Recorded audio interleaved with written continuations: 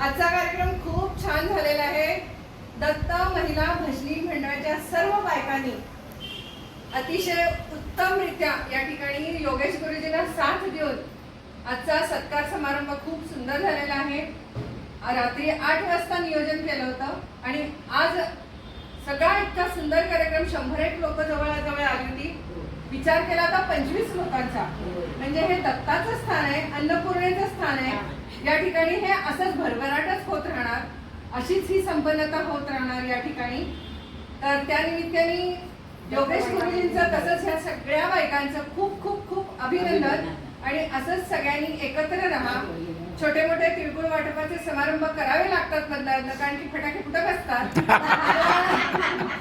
त्यामुळे जरा महिन्यात एकदा फुटत असतोय। फटाके रोज फुटतात, महिन्यात एकदाच तिळगुळ समारंभ करायचा आणि बाकीचे फटाके सगळे नील करायचे। फक्त माझं एकच पद्धतीनं सर्वांनी एकमेकांच्या सहकार्यानं हे कार्यक्रम इतकं उत्कृष्ट झालेला आहे।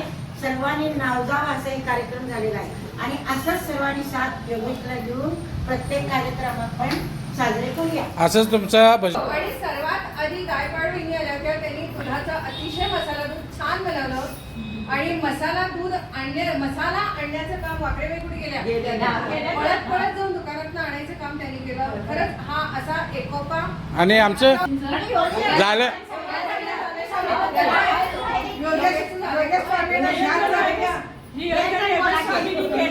आम्हाला पाठिंबा दिला, त्यांचे खूप खूप आभारी आहोत। त्यांच्यामुळे हा कार्यक्रम छान पार पडला। नियोजनचा कार्यक्रम आहे।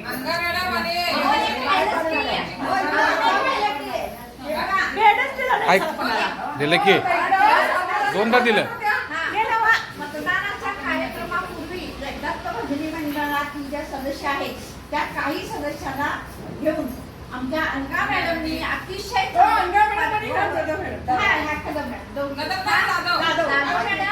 अनघा मॅडम ह्या दोघींनी अतिशय चांगल्या नियोजनबद्ध रीतीनं हा कार्यक्रम असू दे किंवा तुमचं पुढचं नियोजन असू दे आणि तीर्थयात्रा करून आल्या, त्यांच्याबद्दल ह्या सगळ्यांचं पुन्हा पुन्हा अभिनंदन। श्री गुरुदेव